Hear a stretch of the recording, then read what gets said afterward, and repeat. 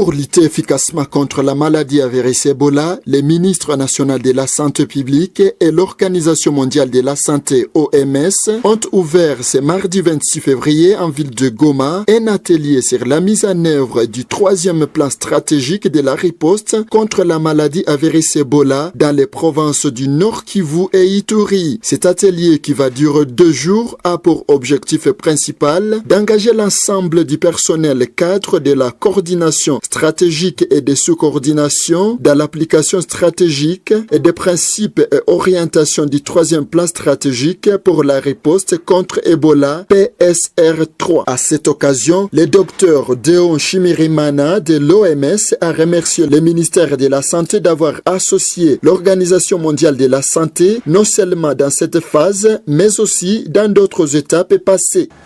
De nous avoir associés encore une fois à cet atelier. Nous avons déjà participé à toutes les étapes. Je me souviendrai que l'élaboration du SAP3 était vraiment inclusive et nous vous en remercions. SAP3 qui a tenu compte des 2 autres phases du plan, les forces et faiblesses, ainsi que les opportunités.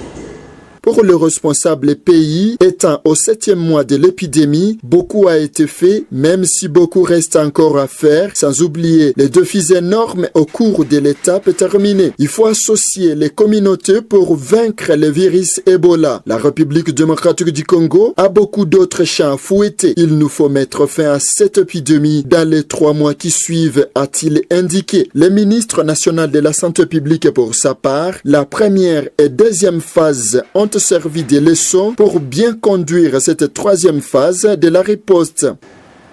La particularité du SRP3, c'est justement nous avons voulu insister dans c'est d'insister surtout sur le cadre de mise en œuvre du SRP3. Vous savez que la principale leçon que nous avons tirée des plans de riposte 1 et 2, c'était justement d'aller plus loin dans le cadre de mise en œuvre et le cadre de redevabilité.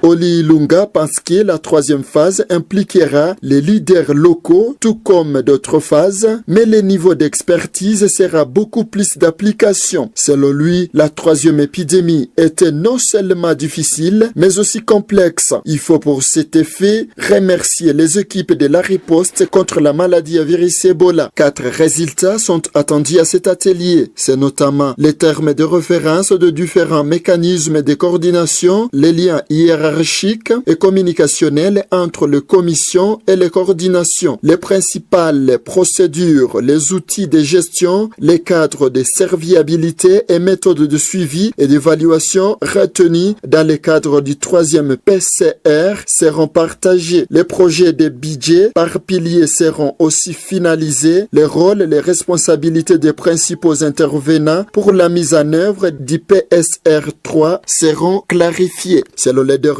communiqué du ministère de la Santé, le cumul des cas est de 872, dont 807 confirmés et 65 probables. Au total, il y a eu 548 décès, dont 482 confirmés et 65 probables. Depuis le début de la vaccination, 83 517 personnes ont été vaccinées. Goma, Daniel Michombero, RTJA.